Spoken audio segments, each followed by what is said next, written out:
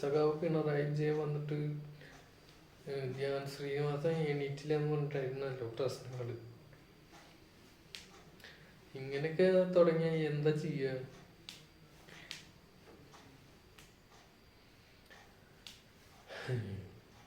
ഒരു കണക്കിന് വിവരമില്ലാത്ത കുറെ വിവരദോഷികളാണ് ഈ പ്രശ്നങ്ങൾ ഉണ്ടാക്കുന്നത്. ഒരാൾ മരിച്ച ചടങ്ങാണ്, അവിടെ ഇങ്ങനെയുള്ള മര്യാദകൾ പാലിക്കണം, ഇങ്ങനെയുള്ളത് പാലിക്കണ്ട എന്നൊന്നും നോക്കണമൊന്നുമില്ല. അതിൻ്റെ ഉള്ളിൽ പോയിട്ട് കമന്റ് ഇട്ട് പിരികാണ്. ഇമാതിരി ബോധമില്ലാത്ത പരിപാടികൾ ചെയ്യാൻ മലയാളികൾ തന്നെ പറ്റുള്ളൂ കേട്ടോ. എന്താ നോക്ക്, ധ്യാൻ കരഞ്ഞിട്ട് ഇരിക്കുന്ന സമയത്താണ് എണീറ്റിട്ട് നിൽക്കണം എന്ന്, റെസ്പെക്ട് കാണിക്കണം എന്ന് പറയുന്നത്. ഒരാളുടെ അച്ഛൻ മരിച്ചിട്ട് ഇരിക്കുന്ന സമയത്ത്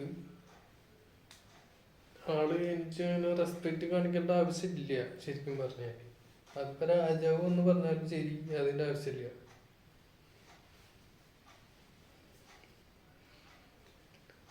അവിടുത്തെ സിറ്റുവേഷൻ അതാണ്. കമന്റ് ഓളികൾക്ക് എന്തിന്റെ കാരണമാവോ? കമന്റ് ഓളികൾ എന്ന് വെച്ചാ ഈ മാതിരി ബോധമില്ലാത്ത കമന്റ് ഇടുന്ന പൊട്ടന്മാര്, അങ്ങനെ പറയേണ്ടി വരും. ഒരുവിധം ബോധമുള്ള ആൾക്കാര് ഈ വക പരിപാടി ചെയ്യില്ല, കമന്റ് ഇടും കൂടിയില്ല.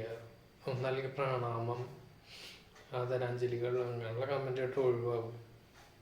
കമന്റ് ഓളികളെന്ന് പറഞ്ഞത് പ്രോത്സാഹനങ്ങളാണ്, വട്ടുമൂത്തിട്ട് ഇരിക്കുന്ന ടൈപ്പ്.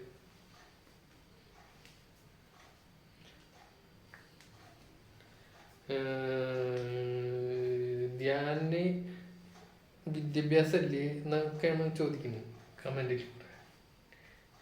വിദ്യാഭ്യാസം വേണ്ടാതിനൊന്നും, ഇതിന് സാമാന്യ ബോധം മതി. ധ്യാൻ അതുണ്ടെന്ന് തന്നെയാണ് എല്ലാവരും വിശ്വാസം.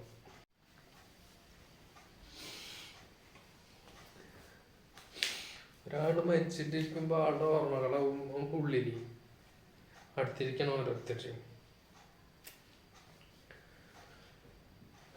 അത് കഴിഞ്ഞ് ചിതയിലേക്കെടുത്താൽ കഴിഞ്ഞു. ഇനി ആ മുഖമൊന്നും നേരിട്ട് കാണാൻ പറ്റില്ല. പിന്നെ എല്ലാ ഓർമ്മകളാണ്. പിന്നെ മൊബൈലിലോ DVD പ്ലെയറുകളിലോ കമ്പ്യൂട്ടറുകളിലോ ഉള്ള ഫോട്ടോയിൽ കൂടിയാണ് കാണാൻ പറ്റുള്ളൂ ഒക്കെ.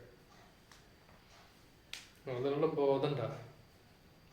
അപ്പൊ അങ്ങനെയൊക്കെ അതൊക്കെ ഒന്ന് ആലോചിക്കേണ്ടതാണ്.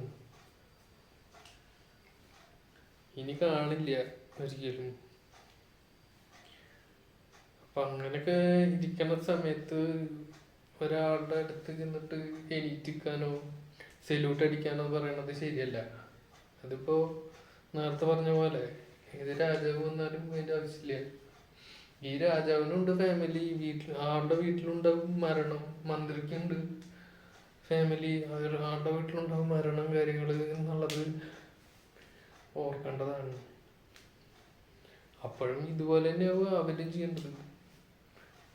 ഞങ്ങൾക്കിപ്പോ ആലോചിക്കേണ്ട കേസൊന്നുമില്ല. രണ്ടാമത് ഇനി മേലാക്കാൻ ഒരു പരിപാടിക്കും ഇങ്ങനെ പറയാണ്ടിരിക്കട്ടെ ആരും. അതാണ് എനിക്ക് പറയാനുള്ളത്. ഇങ്ങനെ മണ്ടത്തരം കാട്ടിയിട്ട് ഒരു തെറിവിളി കേട്ടിട്ട് എന്തിനാ വെറുതെ വേണ്ടാത്തതിനൊക്കെ. അപ്പൊ ശരി, അടുത്ത വീഡിയോയിൽ കാണാം. ഇതിന്റെ ഫസ്റ്റ് വീഡിയോ ആണ്. എല്ലാവരും ലൈക്ക് ചെയ്ത് സപ്പോർട്ട് ചെയ്യാം.